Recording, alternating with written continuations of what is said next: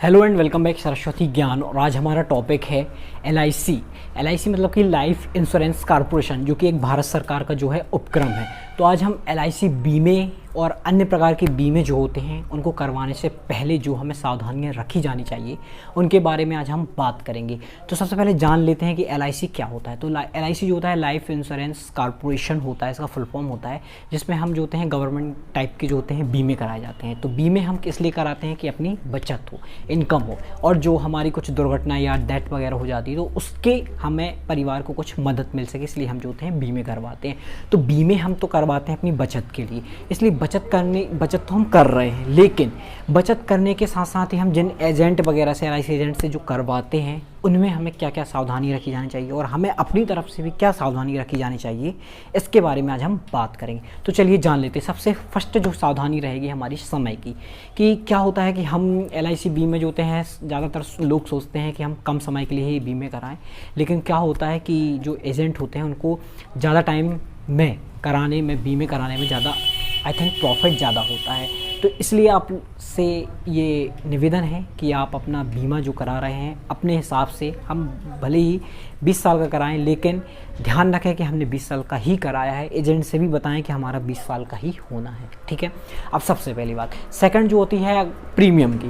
Premium में क्या होता है, कभी कभी हम लोग पहले तो हमें ऐसा लगता है कि हम इतनी बीमे की प्रीमियम जो होते हैं आसानी से जमा कर सकते हैं, लेकिन जो बाद में कुछ परिस्थितियाँ ऐसी आ जाती हैं कि हम जो होते हैं बीमा कि किस्त जो है हम बीच में छोड़ देते हैं, और ज़्यादातर हमने लोगों को ऐसा देखा है कि उनकी बीच में ही 1 या 2 साल भी उनकी नहीं चल पाती। तो इसलिए आप इतनी मिनिमम से मिनिमम रखें आपकी प्रीमियम जो है, आप हमेशा लॉन्ग टर्म टाइम में 20 साल तक आप चुका सकें। अब सेकंड टाइम ये आती है कि जितने पैसे आप दे रहे हैं एजेंट को, तो उतने की आप रसीद ज़रूर लें। अगर एजेंट बोलता है कि अभी नहीं दे सकते, तो हम कहते हैं 2 या 3 दिन बाद आप ले सकते हैं, लेकिन जितने भी पैसे आपने उसको दिए हैं LIC की जो उसमें लिख के आता है रसीद, वो रसीद आप उनसे ज़रूर लें। और इसके बाद जैसे आपने फर्स्ट टाइम जब आपने बीमा किया हुआ है, किसी से भी बीमा करा सकते हैं आप, इसमें कोई दिक्कत नहीं है। जैसे ही आपने बीमा कराया हुआ है, तो बीमा कराने के बाद जो LIC ऑफिस की तरफ से जो भी आपका खाका वगैरह तैयार होकर आता है उसको हमेशा आपको संभाल के रखना चाहिए। और हमारे जो पासबुक और जो हमारी डिटेल्स वगैरह, आधार कार्ड वगैरह, ID वगैरह जो भी लगाते हैं, तो ऐसी ID और ऐसी चीज़ें लगानी चाहिए कि जो बाद में जो है बदलनी ना। क्योंकि कई लोगों का मैंने देखा होता है कि पहले जो होता है इतना ध्यान नहीं दिया जाता था, पहले नाम कुछ लिखा होता था और फिर बाद में बदलवा लेते थे, शादी होने के बाद उनका कुछ नाम और हो जाता था। तो इसलिए ये बात ध्यान रखें कि हमारा जो है आधार कार्ड और डिफरेंट टाइप्स के डॉक्यूमेंट्स में जो है नाम एक ही तरह का रहे, क्योंकि फिर बाद में जब हमारे पैसे आते हैं तो इसमें बहुत ज़्यादा प्रॉब्लम होती है। सेकंड, इसके बाद हम नेक्स्ट बात करेंगे कि अगर आप बीमा करा रहे हैं तो कम से कम आपको मिनिमम 3 साल तो आपको जमा ही करनी चाहिए। LIC जो है आपको 3 साल जमा करने के बाद ही पैसे आपको निकालने देती है। क्यों? क्योंकि 3 साल उसका मिनिमम उसने एज रखा है। वैसे अब घट चुके हैं, 2 साल हो चुके हैं, 2 साल के बाद अपने पैसे निकाल सकते हैं बिना ब्याज मिले। इसमें आपको फिर कोई ब्याज नहीं मिलता है। इस प्रकार से आप, अगर आपको कोई ज़रूरत आ जाती है तो आप 2 साल के बाद ही LIC जो है बीमा निकाल सकते हैं। अब इसके बाद हम नेक्स्ट बात करेंगे कि आपको सबसे पहली बात तो ज़्यादा प्रीमियम की नहीं बनानी। अगर आप सक्षम हैं तो आप बनवा सकते हैं, इसमें कोई प्रॉब्लम नहीं है। लेकिन मैंने ज़्यादातर लोगों को इसलिए देखा है, सजेशन यही करूँगा कि मिनिमम से मिनिमम बचत का हिस्सा आप उसमें लगाएं।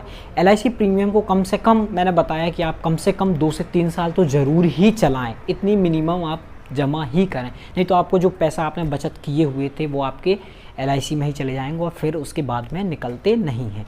यदि हमारी पॉलिसी जो होती है लैप्स हो जाती है, और जैसे हम 2 साल पैसे जमा किए होते हैं और अगर हम उसको फिर से स्टार्ट करना चाहते हैं, और कभी कभी हमारे साथ ये होता है कि हम दूसरे एजेंट के पास चले जाते हैं अपने एजेंट को छोड़ के, तो वो दूसरा एजेंट क्या करता है, ये सावधानी आपको हमेशा रखनी चाहिए। दूसरा एजेंट क्या करता है कि अब आपके 1 साल 2 साल आपने जमा नहीं की है प्रीमियम, तो आपको क्या होते हैं, पैसे ज़्यादा हो जाते हैं और आप देने में असक्षम हो जाते हैं। तो इसलिए वो दूसरा एजेंट क्या करता है कि आपसे बोलेगा कि इतने कम पैसे में आपकी हम पॉलिसी करवा देंगे। लेकिन वो करता क्या है, ज़्यादा पढ़े लिखे लोग जो आजकल नहीं होते उनके साथ ये ज़्यादातर चीज़ें होती हैं कि वो क्या करते हैं, उनका जो है बीमा फिर से करवा देते हैं। मतलब कि वो बीमा जो पहले से चल रहा होता था उसको तो वो बंद हो ही जाता है, और जो ये करवा देते हैं वो हमारा फिर से न्यू स्टार्ट हो जाता है। इसलिए आप ये ध्यान रखें कि आपका जो है पुराना बीमा ही स्टार्ट हो, इसलिए ज़्यादा पैसे भले ही लगें, इसलिए पुराने बीमे को ही चलाएँ, ठीक है। इस तरह से आजकल वैसे भी ज़्यादातर डिजिटल यूज़ होने लगा है, पेटीएम और गूगल पे और भीम ऐप, या आप बैंक के अकाउंट के माध्यम से जुड़वा कर भी अपनी एलआईसी प्रीमियम जमा कर सकते हैं, जिससे विभिन्न प्रकार के एजेंटों और पैसे खाने की दिक्कत से जो है आपको छुटकारा मिल सकता है। जितना ज़्यादा से ज़्यादा हो आप डिजिटल पेमेंट करिए। इस तरह से आप अपनी बचत, जो हम बहुत ही कैसे करके बचत करते हैं और अपने वहाँ जमा करते हैं अपने बच्चों के लिए, और जो हमारी जो फ्री में लुट जाती है, विभिन्न एजेंट खा सकते हैं या एलआईसी में जा सकता है फ्री में, इसलिए आप कम से कम का प्रीमियम कराएं और ज़्यादा से ज़्यादा लॉन्ग टर्म टाइम में आप जमा कर सकें। बस यही हमारे सजेशन थे एलआईसी प्रीमियम कराने से।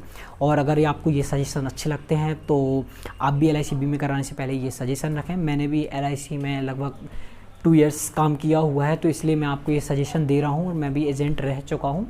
तो अगर आपको ये वीडियो अच्छी लगती है तो वीडियो को लाइक कर लीजिएगा और चैनल को सब्सक्राइब कर लीजिएगा और दोस्तों में शेयर कर लीजिएगा, जिससे ज़्यादा से ज़्यादा लोग इसको देख सकें और वो भी इन सावधानियों को रख सकें बीमे कराने से पहले। थैंक यू दोस्तों।